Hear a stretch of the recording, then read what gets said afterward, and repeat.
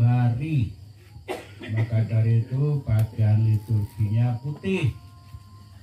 Pertama, diharapkan keluarga sudah sungguh-sungguh merasa ikhlas, sudah merasa ya legowo, sudah merasa ya tidak lagi diganggu oleh pikiran-pikiran yang terikat dengan saudara yang didoakan.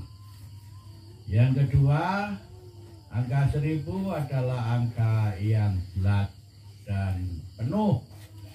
Dan kita juga mengenal lagu ya. Terima kasih 1000 pada Tuhan Allahku, aku bahagia karena dicinta. Terima kasih. Oh, itu kalau suara dua ya. Terima kasih ya. Jadi terima kasih 1000.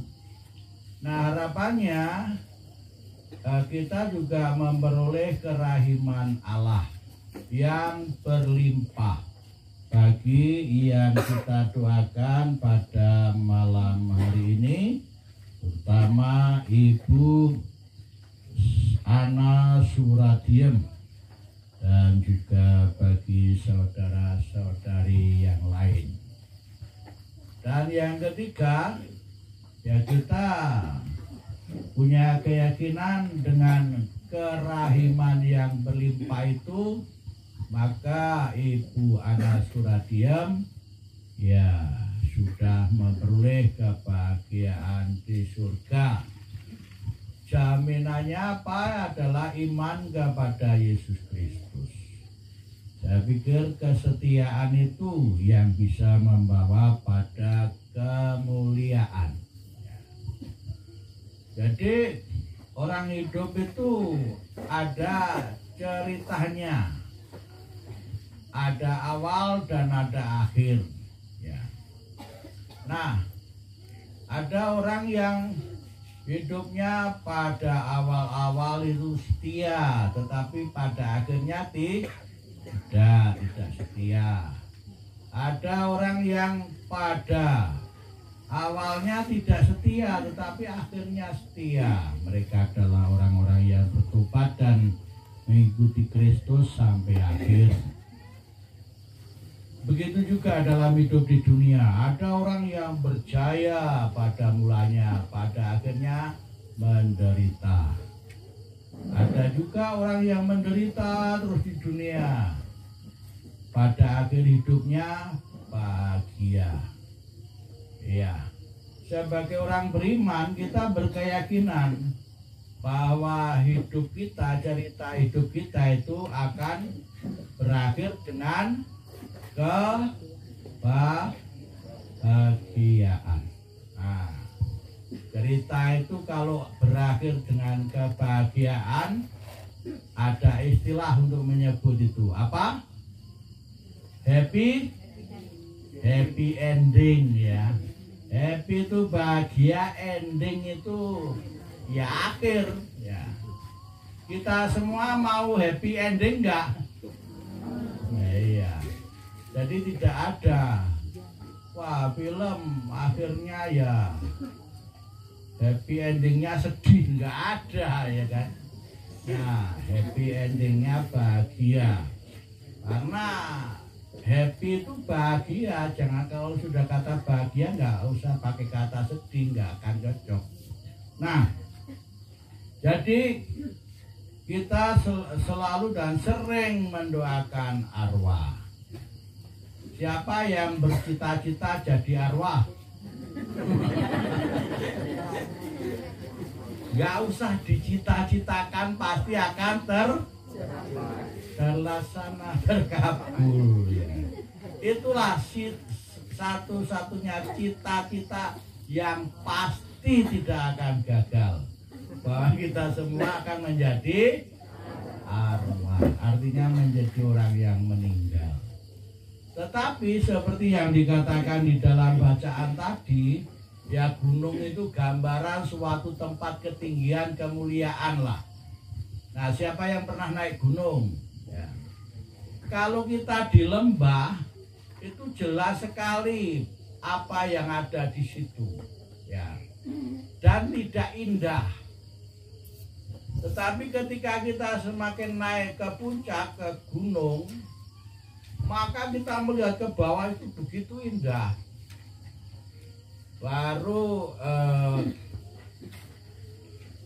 hari kapan itu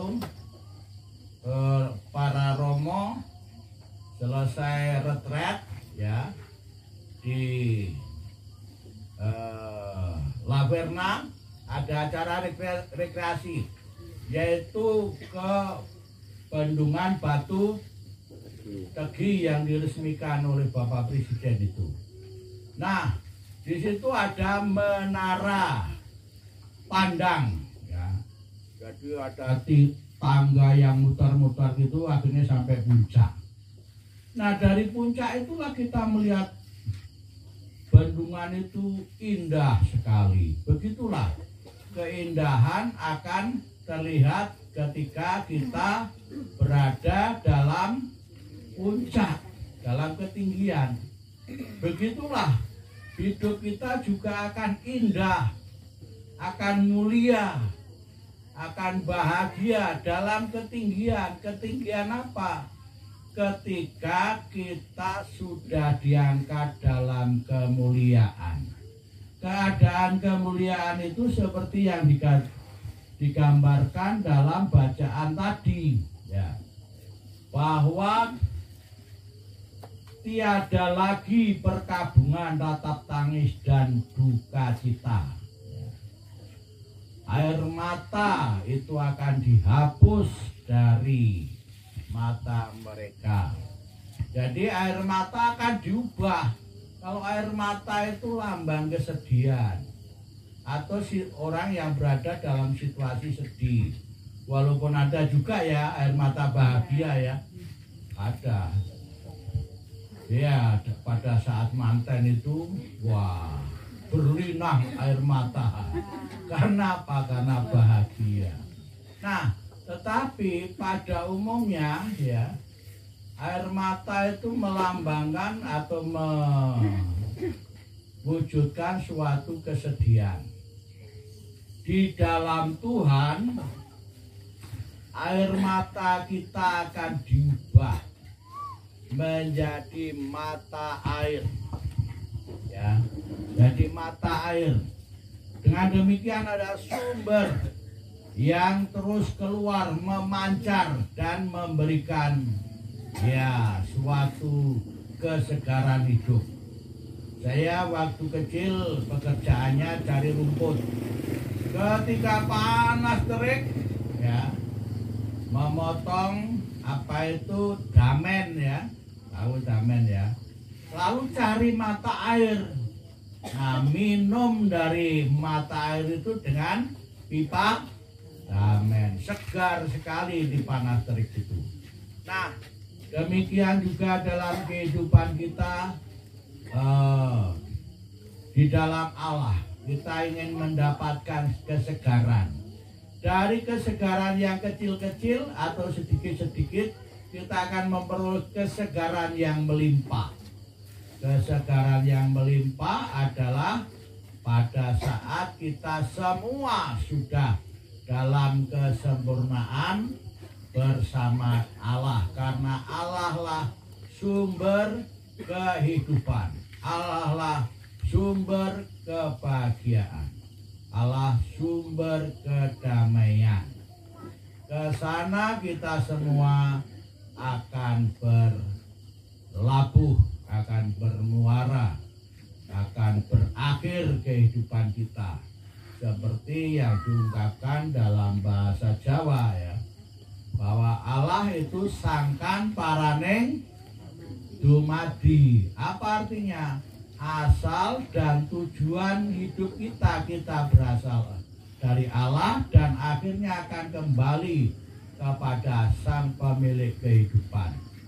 Karena itu, saudara-saudari yang terkasih dalam Yesus Kristus, kalau tadi di dalam bacaan Injil Yesus berseru, Eloi, Eloi, lama sabatani, Allahku, mengapa engkau meninggalkan aku? Justru ketika orang itu merasa rindu bertemu dengan Allah, ketika orang merasa rindu untuk bertemu, disitulah ada kedekatan yang sungguh-sungguh luar biasa. Kalau tidak ada kedekatan, tidak akan ada rasa rindu. Semakin cinta, semakin leres nombatan. Nah itu, karena Yesus itu begitu dekatnya dengan Allah. Jadi dengan menyatakan seperti itu, bukan berarti Allah itu jauh, bukan. Allah dirasakan begitu dekat. Dalam apa? Dalam kerinduan. Kita juga demikian yang masih hidup di dunia ini. Kita rindu untuk bertemu dengan Allah. Justru kita akan bahagia kalau kita mempunyai penyakit apa? Rindu. Nah, itu iya. Ketika kita rindu, apalagi rindunya semakin berat, ya, semakin akan bahagia kalau bertemu. Kaya neng lagu Sewu Kutha lho, ya kan? Arep mung sakedheping moto, ya coba sakedheping motoe sepiro suwene kan. Tapi karena rindunya, saking rindunya Sewu Kutha diliwati coba. Ya, luar biasa, kok nggak lepoh ya kan. Nah begitulah juga ya, sabda Yesus itu menyatakan kerinduan, dan kita juga hendaknya menjadi umat beriman ada kerinduan akan kebahagiaan itu. Dicita-citakan atau tidak dicita-citakan, kita akan semua akan jadi apa tadi? Arwah. Tapi semoga arwah yang mulia, yang bahagia pada akhirnya. Tuhan memberkati kita. Amin.